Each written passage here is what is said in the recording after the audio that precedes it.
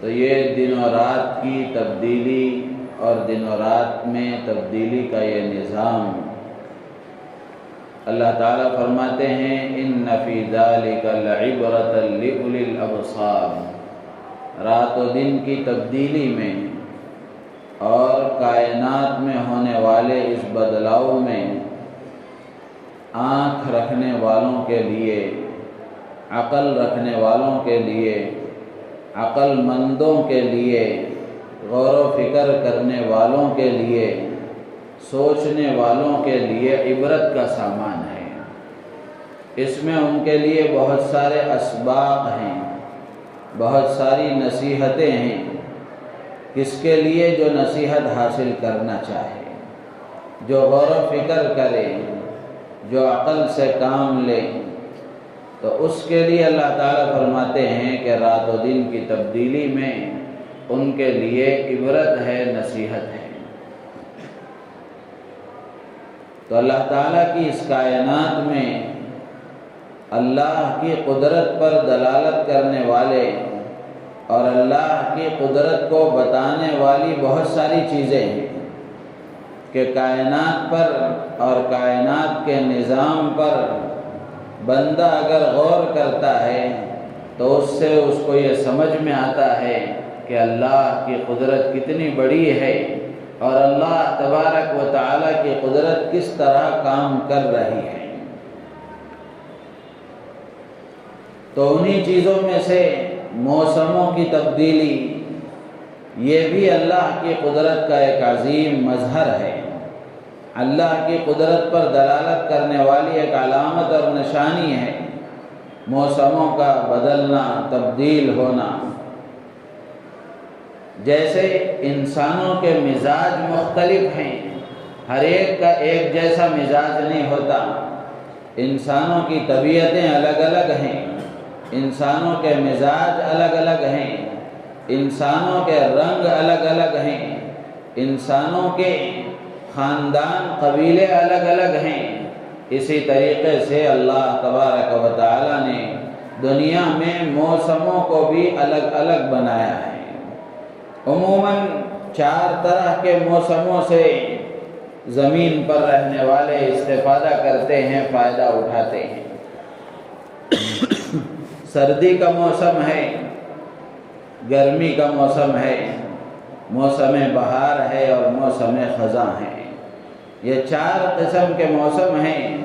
جن موسموں سے زمین پر رہنے والے فائدہ اٹھاتے ہیں۔ تو اللہ تعالیٰ بتاتے ہیں کہ ان موسموں میں بھی اور موسموں کی تبدیلی میں بھی عقل والوں کے لیے، غور و فکر کرنے والوں کے لیے نصیحت ہے اور عبرت ہے۔ کیا کیسے عبرت ہے اور کیسے نصیحت ہے؟ اللہ تبارک و تعالیٰ نے قرآن پاک میں بھی اس کو بیان فرمایا، احادیث میں سرکار دو عالم صلی اللہ علیہ وسلم نے بھی اس کو بیان فرمایا۔ تو موسم بدلتے ہیں تو احکامات بدلتے ہیں۔ سب سے پہلے ہم یہ جاننے کی کوشش کریں گے کہ یہ موسموں کی تبدیلی کیسے ہوتی ہے۔ ظاہر سی بات ہے، کسی بھی چیز کے وجود میں آنے کے لیے، کسی بھی چیز کے ظاہر ہونے کے لیے اس کا کوئی نہ کوئی سبب ہوتا ہے، اس سبب کی وجہ سے وہ چیز ظاہر ہوتی ہے۔ تو یہ موسم جو بدلتے ہیں، گرمی کا موسم آتا ہے، پھر اس کے بعد سردی کا موسم آتا ہے، تو یہ جو موسم بدلتے ہیں اس کا کیا سبب ہے؟ اللہ کے نبی علیہ السلام نے احادیث میں اس کی وضاحت فرمائی ہے۔ ایک حدیث میں اللہ کے نبی صلی اللہ علیہ وسلم ارشاد فرماتے ہیں کہ جہنم نے ایک مرتبہ اللہ سے شکایت کی کہ اے پروردگار، میری تیزی بڑھ رہی ہے اور بہت بڑھ گئی ہے، حتیٰ کہ میرے بعض حصے میرے دوسرے بعض حصوں کو کھائے جا رہے ہیں۔ تو اللہ تبارک و تعالیٰ نے جہنم کو 2 مرتبہ سانس لینے کی اجازت دی، 2 مرتبہ سانس لینے کی اجازت دی۔ ایک مرتبہ وہ سانس لیتی ہے تو گرمی ہوتی ہے، اور ایک مرتبہ وہ سانس لیتی ہے تو سردی ہوتی ہے۔ اللہ کے نبی علیہ السلام نے فرمایا کہ تم جو گرمی کی شدت اور سخت گرمی کو جو تم دیکھتے ہو وہ جہنم کے اس سانس لینے کا اثر ہے، اور سخت سردی جو تم محسوس کرتے ہو، شدت کا جاڑا جو تم محسوس کرتے ہو، یہ اسی جہنم کے سانس لینے کا اثر ہے۔ حضرت مولانا منظور احمد صاحب نعمانی رحمۃ اللہ علیہ نے اس حدیث کی شرح میں لکھا ہے کہ کسی بھی چیز کے وجود میں آنے کے لیے اسباب دو طرح کے ہوتے ہیں۔ ایک ظاہری سبب ہوتا ہے جو آنکھوں سے نظر آتا ہے، اور ایک باطنی سبب ہوتا ہے جو آدمی کو نظر نہیں آتا لیکن اس کی حقیقت ہوتی ہے۔ تو یہ موسم کی تبدیلی گرمی اور سردی کا، جیسے مثال کے طور پر گرمی ہے تو گرمی کا ظاہری سبب نظر آتا ہے کہ سورج گرمی پھینک رہا ہے اور سورج کی وجہ سے گرمی آ رہی ہے، لیکن اس کا باطنی اور حقیقی اور اصل سبب یہ ہے جو اللہ کے نبی علیہ السلام نے بیان فرمایا کہ یہ جہنم کے سانس لینے کا اثر ہے۔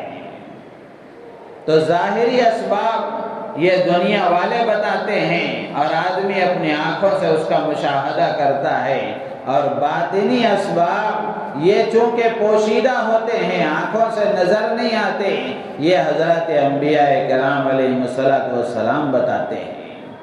تو اللہ کے نبی نے بتایا تو ہمارا یہ عقیدہ ہونا چاہیے اور ہمارا یہ یقین ہونا چاہیے کہ سردی کی شدت ہو کہ گرمی کی سختی ہو، یہ اللہ کے نبی علیہ السلام کے بتانے کے مطابق جہنم کے سانس لینے کا اثر ہے۔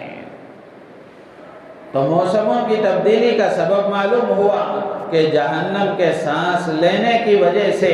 سردی کی شدت ہوتی ہے اور گرمی کی سختی ہوتی ہے۔ تو چونکہ موسم سرما شروع ہو رہا ہے تو اس مناسبت سے آج آپ حضرات کے سامنے کچھ باتیں عرض کی جائیں گی کہ موسم سرما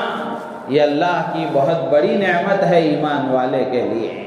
اور اللہ کا خصوصی انعام ہے مومن کے لیے،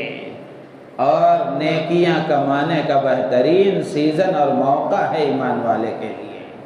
اللہ کے نبی علیہ السلام نے حدیث میں فرمایا الشتاء ربیع المؤمن، کہ موسم سرما ایمان والے کے لیے بہار ہے، سیزن ہے، بہترین موقع ہے۔ قصر نہارہ فصام وقصر لیلہ فقام، اللہ کے نبی علیہ السلام فرماتے ہیں کہ اس کا دن چھوٹا ہوتا ہے، سردی کے دن چھوٹے ہوتے ہیں تو آدمی اس میں روزہ رکھتا ہے، اور راتیں لمبی ہوتی ہیں تو اس میں آدمی اللہ کے سامنے کھڑے ہو کر اللہ کی عبادت کرتا ہے، قیام کرتا ہے، اللہ سے راز و نیاز کرتا ہے۔ تو گویا ایمان والے کے لیے اللہ کے نبی علیہ السلام نے بتایا کہ یہ موسم سرما یہ مومن کے لیے بہت ہی بڑا انعام ہے اللہ کی طرف سے،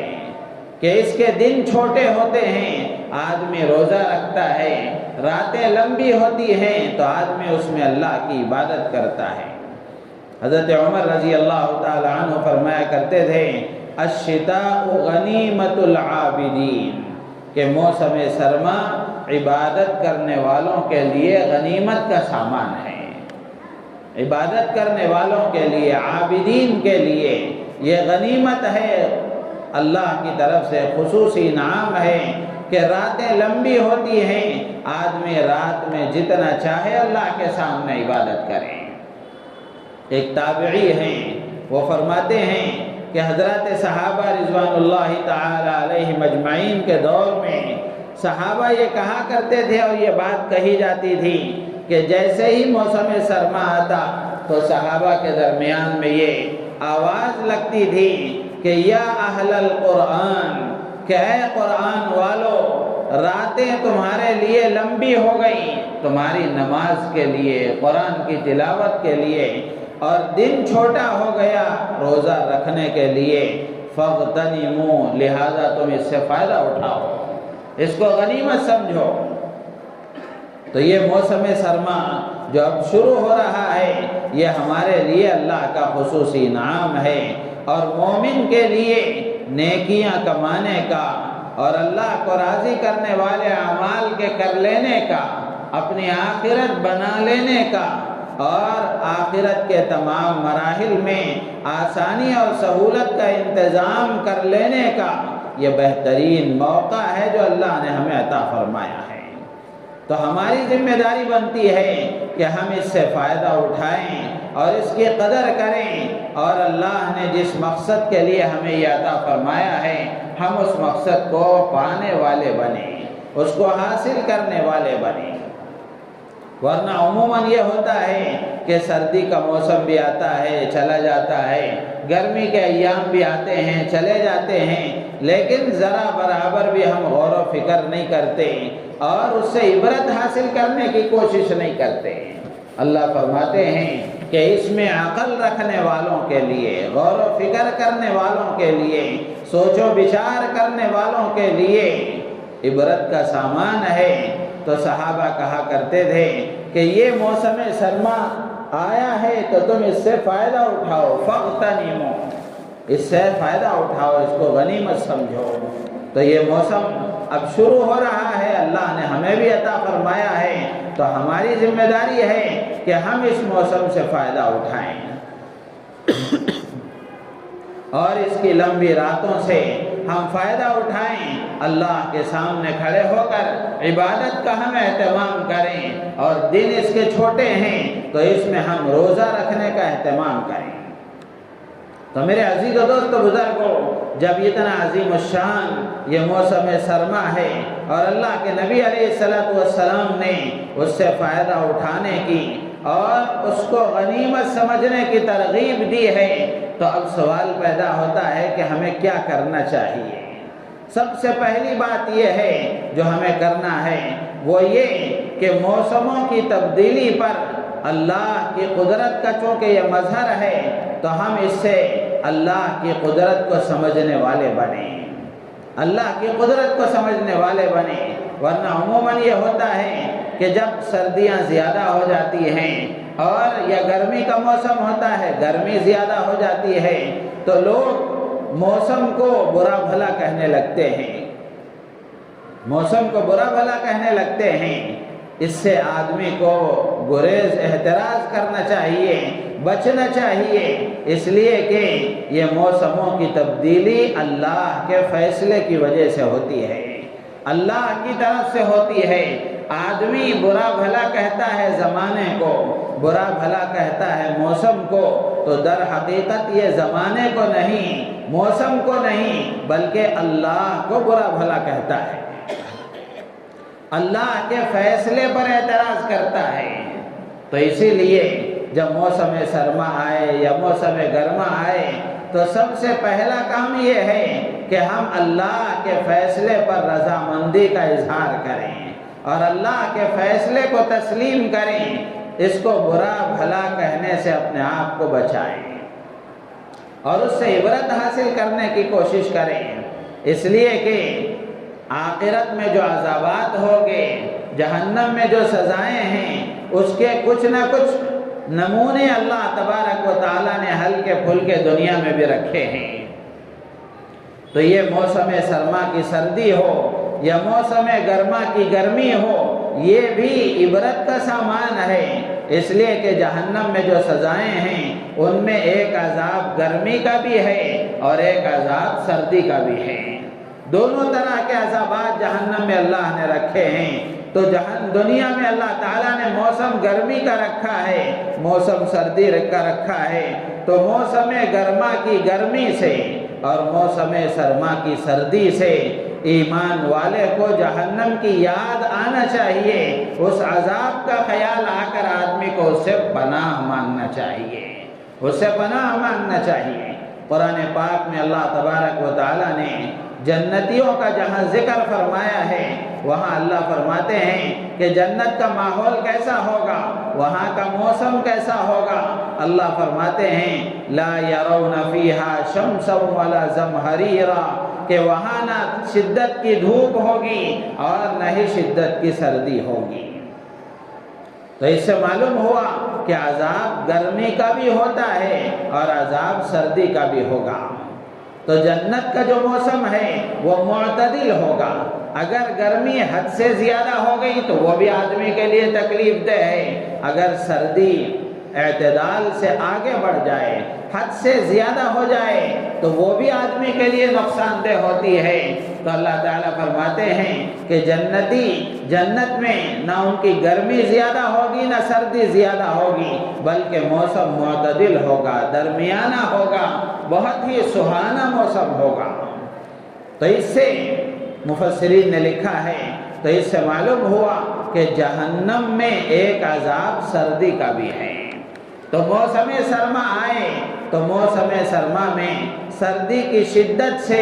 ایمان والے کو جہنم کی سردی کا وہ عذاب، اس کا احساس اس کو ہونا چاہیے اور اس کا خیال اس کو آنا چاہیے اور اس کا استحضار کر کے ایمان والے کو اس عذاب سے پناہ مانگنا چاہیے۔ اور تیسرا کام یہ ہے کہ اللہ سے عافیت طلب کرے، اللہ سے عافیت طلب کرے، اس لیے کہ موسموں کی تبدیلی ہوتی ہے تو انسانوں کی طبیعتوں میں فرق ہو جاتا ہے، طبیعت خراب ہو جاتی ہے،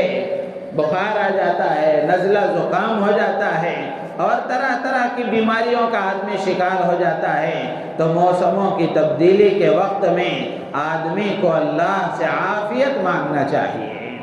اللہ سے عافیت مانگنا چاہیے۔ حدیث میں اللہ کے نبی علیہ السلام نے فرمایا کہ بندہ اللہ سے جتنی چیزیں مانگتا ہے ان میں سب سے زیادہ پسندیدہ چیز اللہ کو عافیت ہے، کہ بندہ اللہ سے عافیت طلب کرے، عافیت مانگے۔ عافیت کا مطلب یہ ہے، عافیت ایک ایسا مفہوم ہے جس میں ہر طرح کی راحت اور سہولت داخل ہے اور ہر طرح کی پریشانی سے حفاظت داخل ہے۔ حضرت ابوبکر صدیق رضی اللہ تعالیٰ عنہ فرمایا کرتے تھے،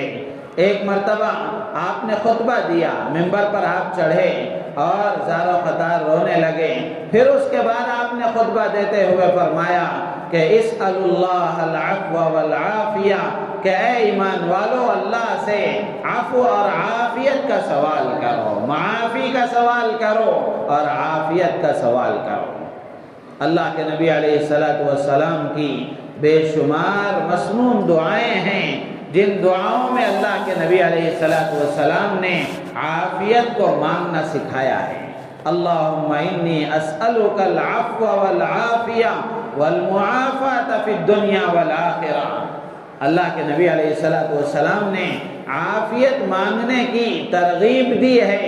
اور اس کی اہمیت کو بتایا ہے، اس سے آگے بڑھ کر دعا مانگ کر امت کو سکھایا ہے، عافیت مانگ کر امت کو سکھایا ہے کہ اللہ سے عافیت کا سوال کریں۔ تو یہ تیسرا کام ہے کہ اللہ سے عافیت کا سوال کریں کہ موسموں کی تبدیلی کے وقت میں ہماری طبیعتیں صحیح رہیں، ہمارا مزاج صحیح رہے، تاکہ اللہ کی عبادتوں میں ہم برابر لگے رہیں۔ ورنہ ہوتا یہ ہے، طبیعت آدمی کی بگڑ جاتی ہے، مزاج جب خراب ہو جاتا ہے تو آدمی کے نظام میں اونچ نیچ ہو جاتی ہے، عبادتوں میں آگے پیچھے ہو جاتا ہے آدمی۔ تو اس لیے اللہ سے عافیت مانگنا چاہیے۔ اور چوتھا کام یہ ہے کہ جیسے ہی سردی کا موسم شروع ہو، راتیں چونکہ لمبی ہوتی ہیں، تو ان لمبی راتوں سے فائدہ اٹھاتے ہوئے تہجد کا ہم اہتمام کریں، تہجد کی نماز کا اہتمام کریں۔ اللہ تبارک و تعالیٰ نے قرآن پاک میں اپنے محبوب اور پسندیدہ برگزیدہ متقی اور پرہیزگار بندوں کی صفات کو اللہ نے قرآن میں بے شمار جگہوں پر بیان فرمایا۔ 26ویں پارے کے آخر میں سورہ زاریات میں اللہ تبارک و تعالیٰ نے متقیوں کی صفات کو بیان کرتے ہوئے فرمایا، کانوا قلیلا من اللیل ما یہجعون، کہ میرے پرہیزگار اور میرے برگزیدہ اور پسندیدہ بندے، نیک اور متقی پرہیزگار بندے وہ ہیں جو راتوں کو کم سوتے ہیں۔ ایک ترجمہ یہ ہے۔ دوسرا ترجمہ یہ ہے کہ رات کا کچھ حصہ اللہ کے سامنے عبادت کرتے ہیں۔ تو دونوں میں سے کسی نہ کسی ایک زمرے میں ہمیں داخل ہونا ہے۔ اللہ کے کچھ بندے ایسے ہیں جو رات کا اکثر حصہ عبادت کرتے ہیں، اور کچھ اللہ کے محبوب بندے ایسے ہیں رات کا کچھ نہ کچھ حصہ، تھوڑا سا حصہ صحیح، وہ اللہ کی عبادت میں گزارتے ہیں۔ ایک دوسری جگہ اللہ تعالیٰ نے اپنے محبوب بندوں کی صفات کو بیان کرتے ہوئے فرمایا والذین یبیتون لربہم سجدا وقیاما،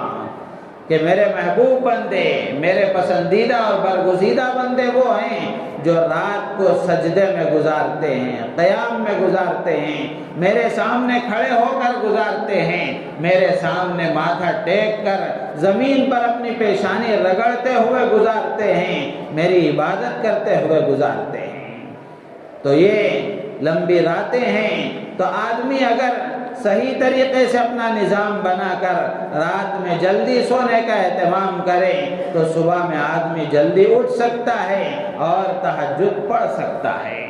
تو یہ لمبی راتیں ہیں سردی کے ایام کی، تو ان راتوں کو غنیمت سمجھتے ہوئے تہجد کا ہم اہتمام کریں۔ تہجد کے بارے میں اللہ کے نبی نے فرمایا علیکم بقیام اللیل، رات کی عبادت کو تم لازم پکڑو،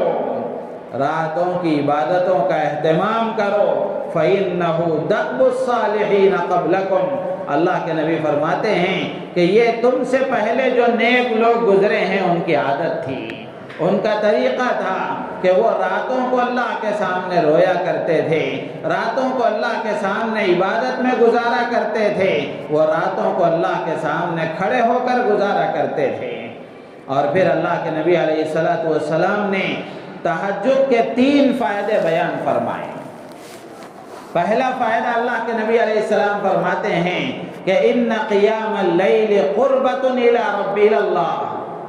اللہ کے نبی فرماتے ہیں کہ رات کی عبادت یہ اللہ کے قریب ہونے کا ذریعہ ہے۔ جو آدمی تہجد کا اہتمام کرتا ہے، رات میں اللہ کے سامنے کھڑے ہو کر اللہ کی عبادت کرتا ہے، تو یہ اللہ سے قریب ہونے کا ذریعہ ہے۔ وہ آدمی اللہ کے قریب ہو جاتا ہے، اللہ اس کو اپنے قریب کر لیتے ہیں۔ تو اس لیے رات میں عبادت کا ہم اہتمام کریں۔ یہ سردی کی لمبی راتیں، اس میں اچھا موقع ہوتا ہے اگر ایمان والا اس کو غنیمت سمجھتے ہوئے سردی کے ان ایام میں تہجد کی عادت اگر ڈال لیتا ہے اور اللہ سے یہ مانگتا ہے کہ اللہ میں نے یہ لمبی راتوں میں اس کا اہتمام کیا ہے، اب اگلے دنوں میں تو اس پر پابندی اور استقامت عطا فرما، تو یہ ان ایام میں پابندی کی برکت سے اللہ کی ذات سے امید ہے کہ اللہ تعالیٰ سال بھر اس کو تہجد کی توفیق عطا فرماتے ہیں۔ تو اس لیے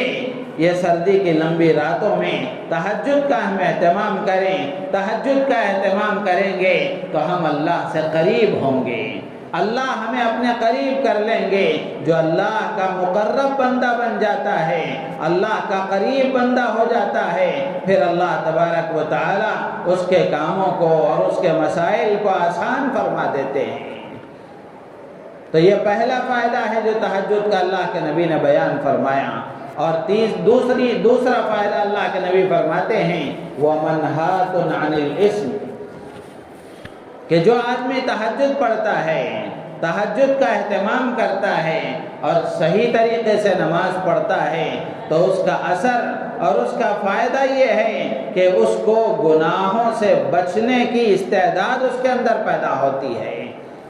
گناہوں سے بچنے کی طاقت اللہ تعالیٰ اس کے اندر پیدا فرما دیتے ہیں، اور تہجد کی برکت سے وہ گناہوں سے محفوظ ہو جاتا ہے،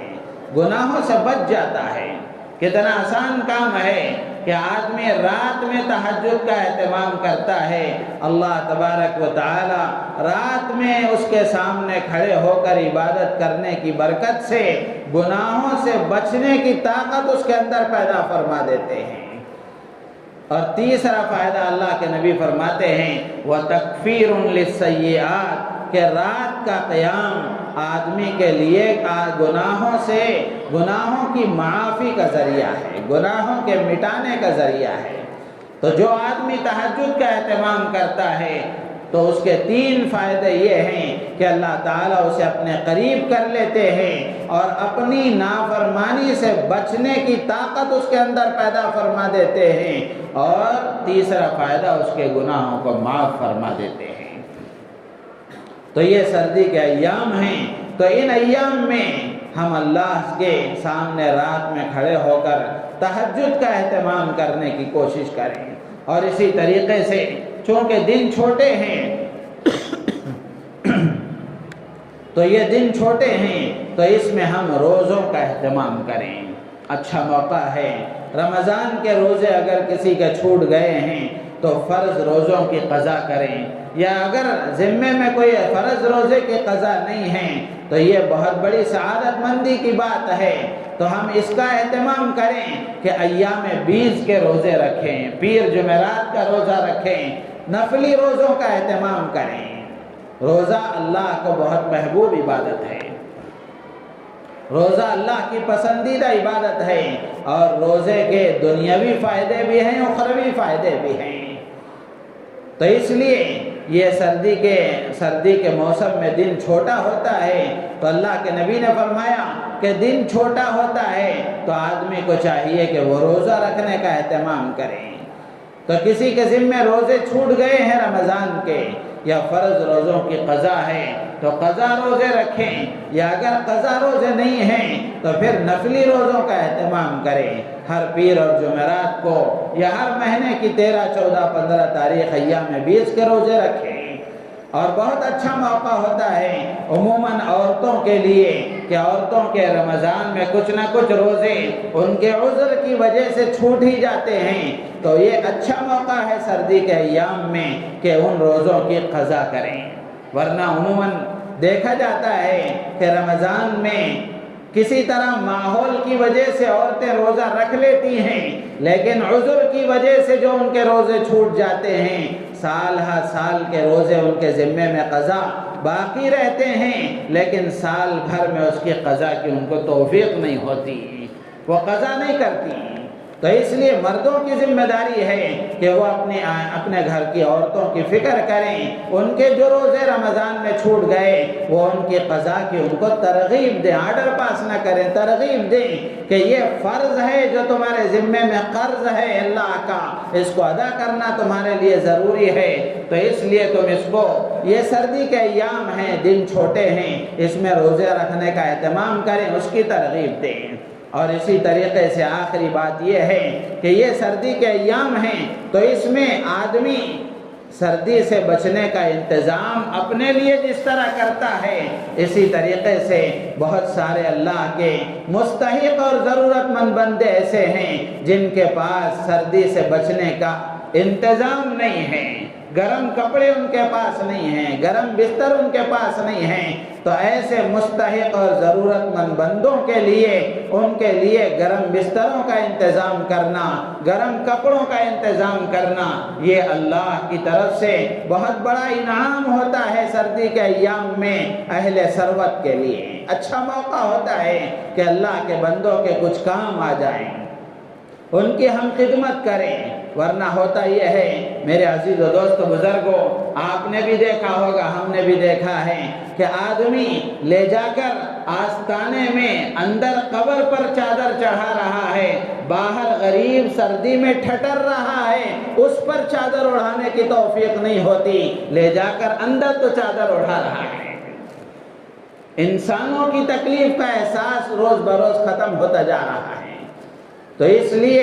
ایسے غریب اور مستحق بندوں کو تلاش کیا جائے، اپنے قبیلے اور خاندان میں، اپنے پڑوسیوں میں، اور خود کو معلوم نہ ہو تو کسی معلومات رکھنے والے سے معلوم کریں، کسی اللہ کے بندے سے معلوم کریں کہ آپ کے علم میں کوئی ایسا بندہ ہے جو ضرورت مند ہے، مستحق ہے، تو معلوم کر کے ان کی ضرورتوں کو پورا کرنے کی فکر کریں۔ اس لیے کہ جو آدمی، اللہ کے نبی نے حدیث میں فرمایا کہ جو آدمی آدمی کسی دنیا میں کسی بندے مومن کی تکلیف کو سختی کو دور کرتا ہے، دنیا کی تکلیف کو وہ دور کرتا ہے، اللہ تبارک و تعالی اس کی دور کرنے والے کی آخرت کی کسی تکلیف کو دور فرما دیتے ہیں۔